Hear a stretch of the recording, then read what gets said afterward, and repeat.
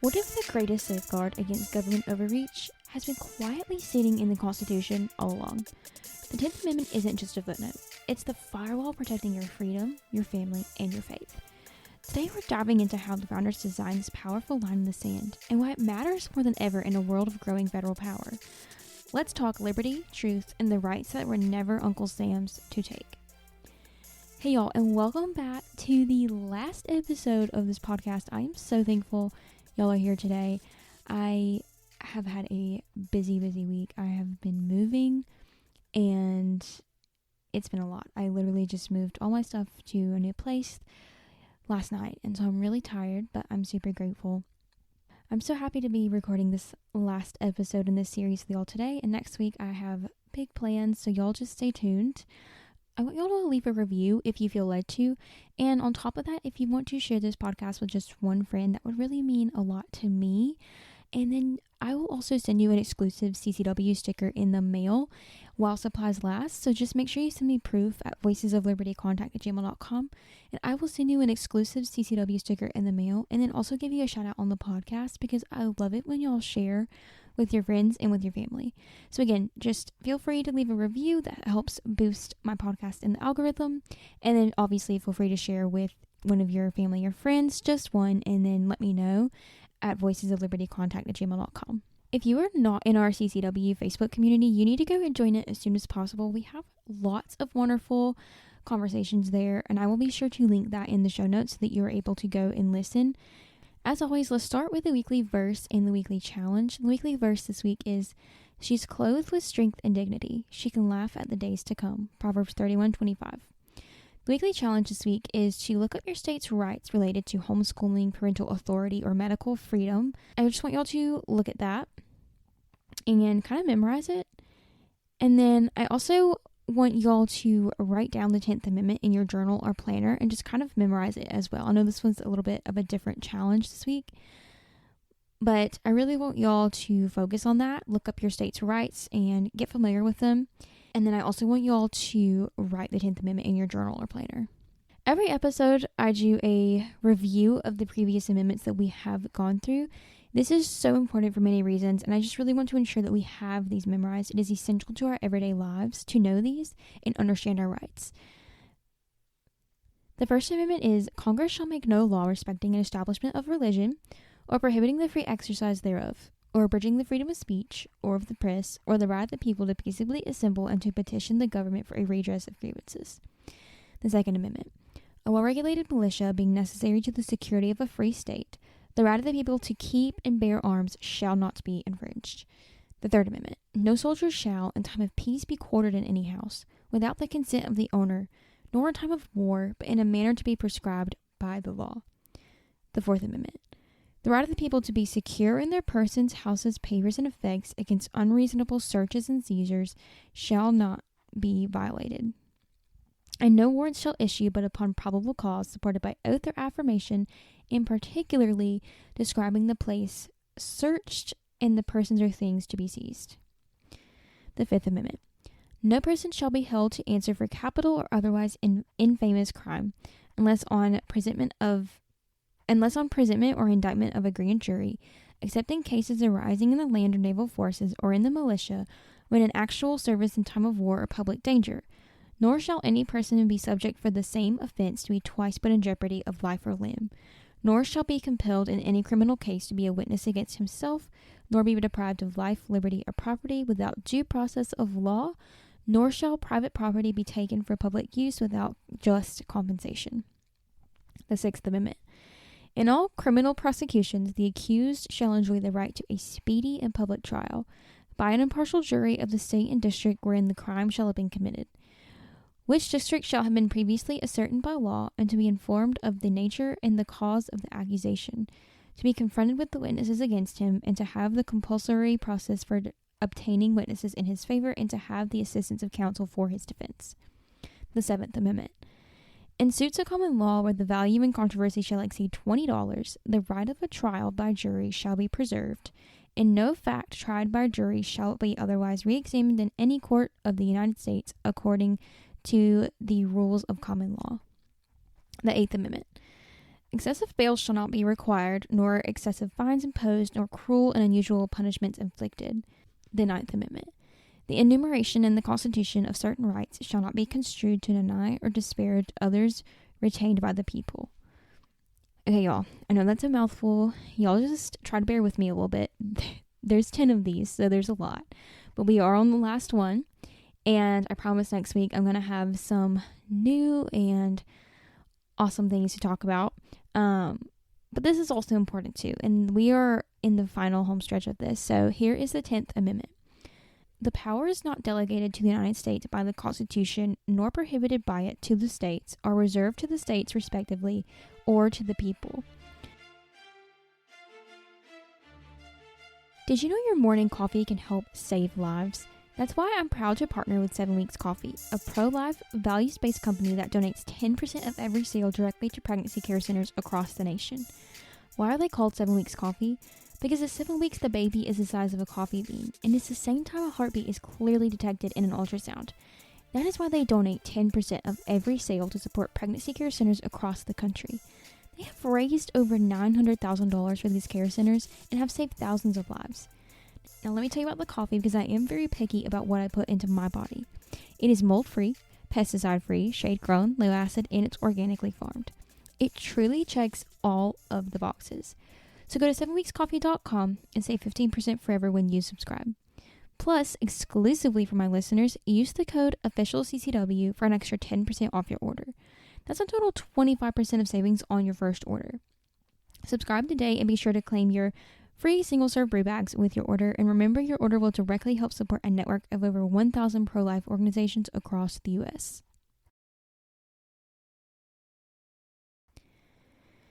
Now, I'm going to reread the 10th Amendment because I know that whenever you first hear it, it can be very confusing. And I myself had to read this over and over and over again just to make sure I understood it.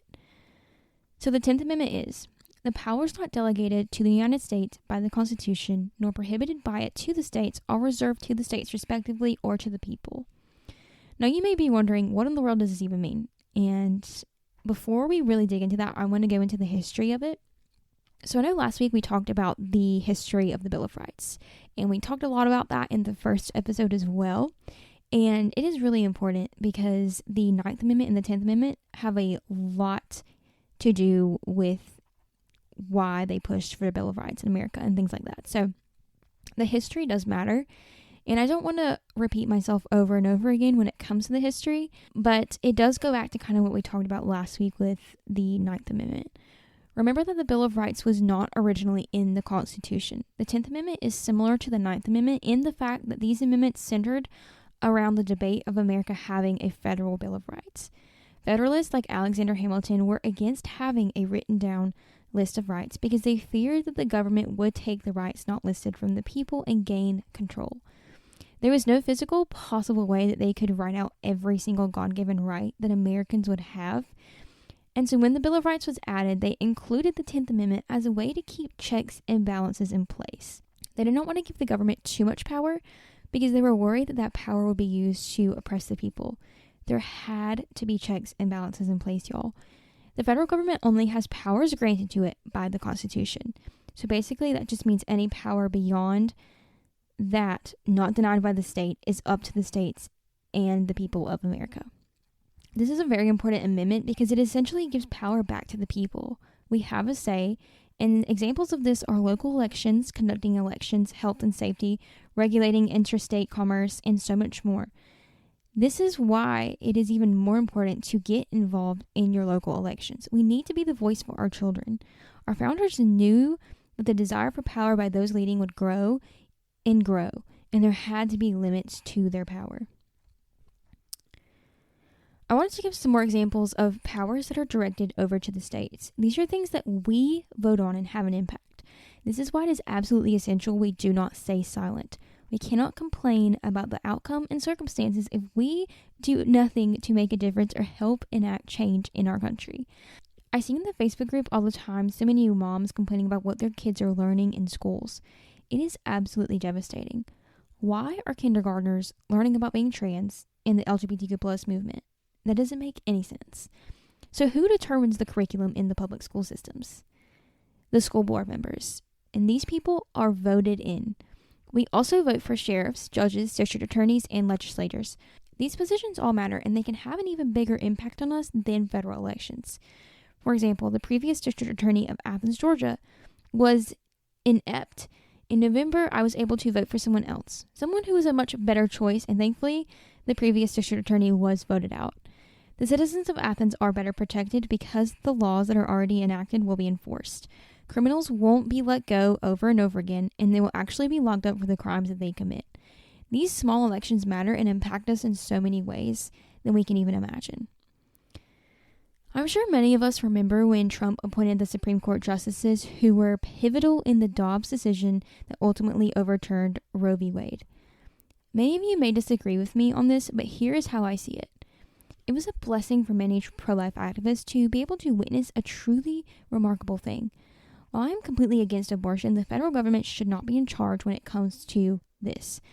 Now, because Trump did this, he essentially put the abortion laws back in our courts. What I mean by this is he had it sent back over to the states. When it comes to voting in our state about abortion, we will get a say. This is also why it's so important to get out and go vote in local elections. If we truly care about advocating for life, we need to be out helping others, see the wrong they are committing, praying for them, but also getting involved in our local elections. It's essential.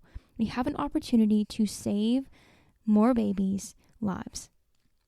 Many may argue that Trump can just ban abortions.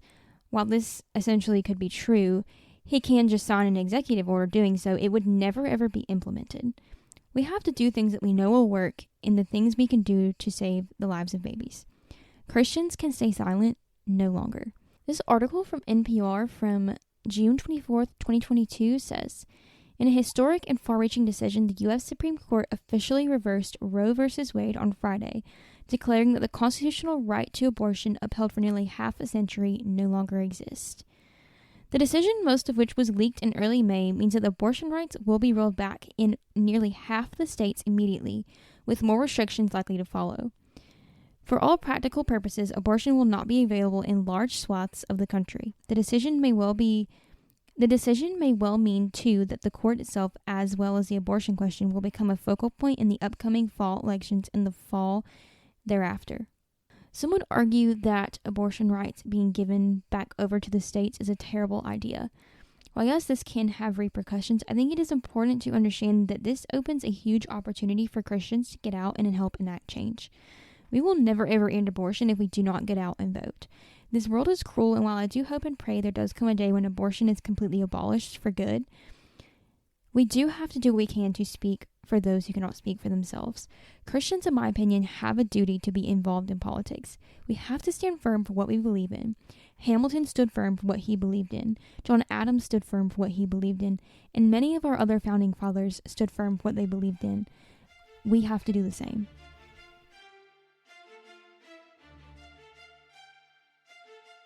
In a culture that cancels truth and waters down conviction, Conviction Company is flipping the script.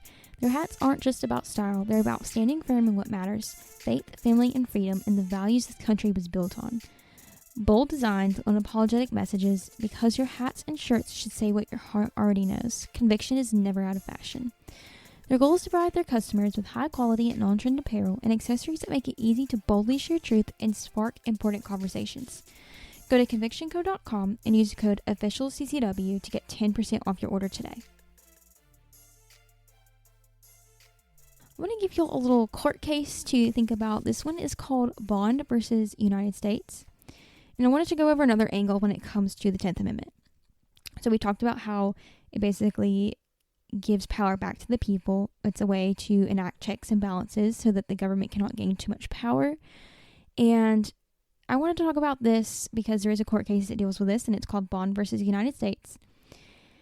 This case was argued on February 10th, 2011. Carol Ann Bond had been found guilty of poisoning her husband's mistress, and she had been charged on multiple accounts. Her husband's mistress, the victim, was Merlinda Haynes, and they suspected she had been poisoned with at least 24 toxic chemicals over time. This is according to OYEZ.com, and it says, a grand jury in the Eastern District of Pennsylvania charged Bond with 2 counts of possessing and using a chemical weapon in violation of a criminal statute implementing the treaty obligations of the United States under the 1993 Chemical Weapons Convention.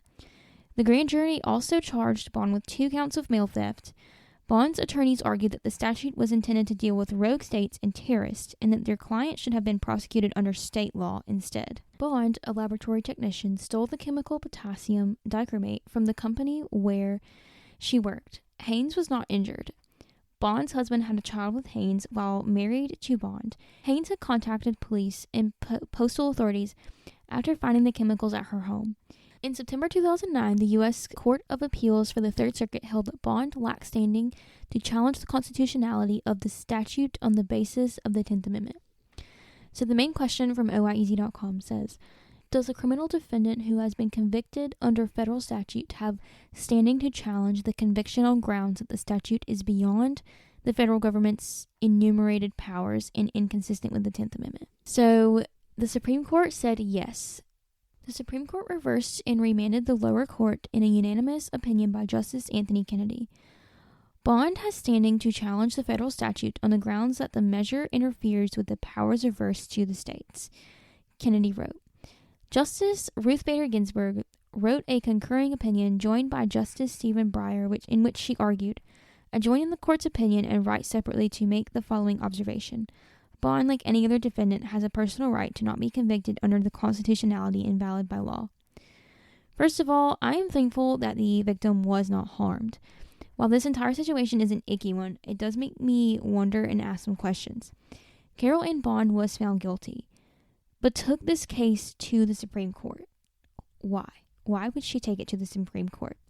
I mean, she was guilty. She had literally tried to kill her husband's mistress.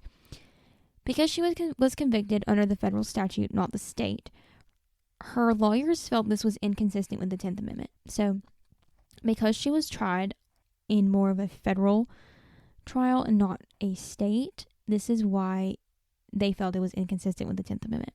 She was convicted under the 1993 Chemical Weapons Convention, which deals with the terrorist and rogue states. Because Carrie Ann was not a terrorist, she wanted to be tried under the state, not the federal government. So what do y'all think? I want y'all to think about this and kind of just think about it for a second and comment what y'all think. While Bond was not a good woman, she still stood her ground. She felt her rights had been violated as an American criminal or not. Tired of fake ingredients, overprocessed food, and health advice that changes with the wind?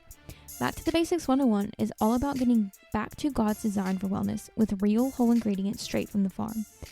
From their ultimate elderberry syrup kit to plant-based protein and blends and handcrafted seasonings, this is the kind of nourishment you can actually feel good about giving your family. No fillers, no junk, just faith, wisdom, and wellness in the way it was meant to be. I love Ginger's elderberry and syrup kit because it is perfect for allergy season. It helps you also build your immune system, and I love that. Back to the Basics 101 is a small business owned by Johnny and Ginger Butts. They are a farming family who are also believers. BASICS, in their name, Back to the Basics 101, is an acronym for Brothers and Sisters in Christ Service. Ginger believes that when we are saved, discipled, and healthy, we can enjoy the abundant life that Jesus talks about in John 10:10. Their family has experienced healing from what Ginger calls modern diseases through God's creation. Back to the Basics 101 produces 4 product lines to help consumers get nutrition from the source. Each of the product lines get you as close to the point of nutrition as possible. Their other 3 product lines include a plant-based protein blend, elderberries and more ultimate syrup kit, and seasonings. So y'all can go and follow them on Facebook and Instagram, and you will be able to see all their small batch products to help make a healthier and happier you. Go to backtothebasics101.com, use the code CCW10 for 10% off your order.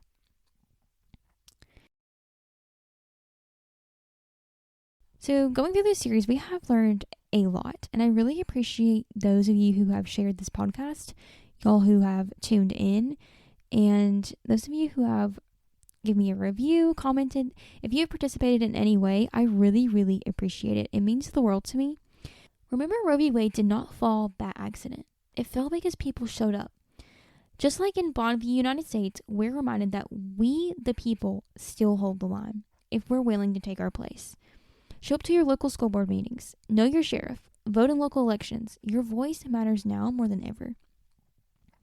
As believers, we're not called to sit on the sidelines. We're called to be the salt and light even when it's hard, even when we stand alone. So next week, y'all, I plan to add video with this. I don't know how it's going to go. I can't promise anything, but I'm going to try. And I'm going to be talking about some trending news topics and things like that. I am super pumped about it. I'm super excited. Make sure you go and join our Facebook group. If you're not in our Facebook community, we would love to have you. And if you're not on our email list, again, we would love to have you there as well. Thank y'all so much for listening. Thank you for the support. And as always, continue to navigate life with liberty, truth, and grace.